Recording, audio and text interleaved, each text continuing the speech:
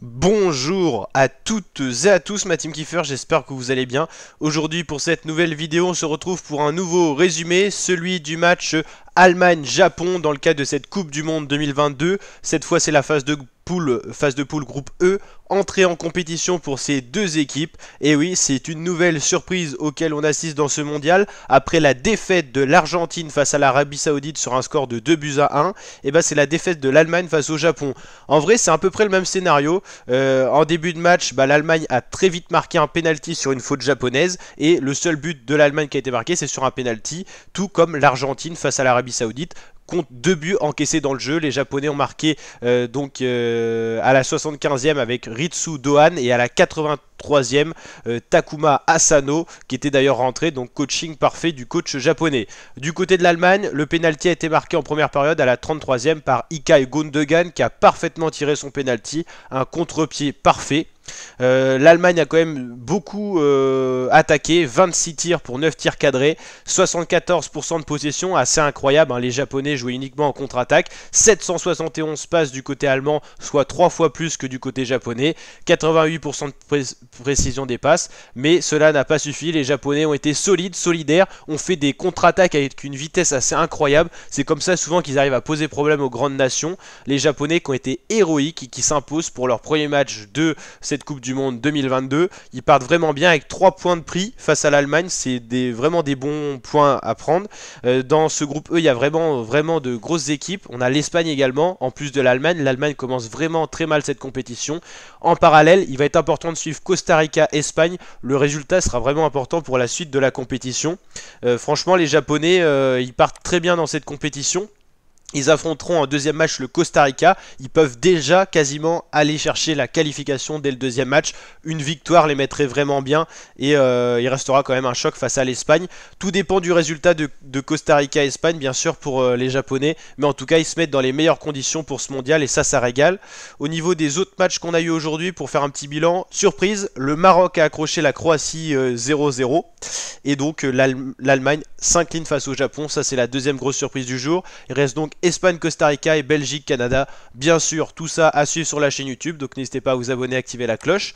Et sur ma plateforme de pronostic, la team, tout simplement, qu'est-ce qu'on avait pronostiqué pour ce match Allemagne-Japon? J'avais pronostiqué une victoire surprise du Japon 2-1 face à l'Allemagne. Donc ça m'a bien fait remonter dans le classement des pronostics, hein. Je m'étais trompé sur Maroc-Croatie. Je voyais la Croatie s'imposer 2-1. France-Australie, j'avais le bon score, mais pas exactement la bonne différence de but. Donc seulement un point de prix. Et là, il y a eu un mauvais enchaînement avec tous les matchs nuls que j'avais pas prévu. La surprise de l'Arabie Saoudite, ça je sais qu'il n'y en avait aucun qui l'avait pronostiqué. J'ai regardé sur notre site de prono. Mais en tout cas, n'hésitez pas à nous rejoindre. Vous pouvez vous régaler, gagner de nombreux points. Pour l'instant, c'est vrai que vous avez peut-être, si vous n'êtes pas encore inscrit, pris du retard. Mais vous inquiétez pas, les points seront doublés en phase finale. C'est-à-dire les matchs de 8e, quart, demi et finale rapporteront les points doubles. Donc vous pouvez toujours revenir au score. Donc il n'y a pas de souci. N'hésitez pas à nous rejoindre dès maintenant. Je vous mets le lien en description de la vidéo pour vous régaler. Pour l'instant, bravo à Aloys Jean qui est premier. Samuel deuxième, Bibi troisième, 15, 13, 11 points. Voilà, je suis à 9 points, je suis pas si loin que ça. Voilà, il y a des écarts qui commencent à se faire, hein. Tout simplement. C'est assez difficile, hein. Il y en a encore qui sont à 0 points. Donc vous voyez comment ça peut être difficile de pronostiquer les matchs. Alors en gros, pour vous réexpliquer la règle rapidement, par exemple, là on va prendre l'exemple de Espagne-Costa Rica. Si ça fait vraiment un match nul, un partout, je tape les 3 points parce que j'ai le score exact et également le match nul qui est exact. Si imaginons Espagne-Costa Rica, ça fait 0-0, j'ai le match nul, donc je prends 1 point. Et par contre, j'aurai pas la bonne différence de but, donc je prends que 1 point. Et si par exemple je mets match nul et que c'est l'Espagne ou le Costa Rica qui gagne, j'ai 0 point.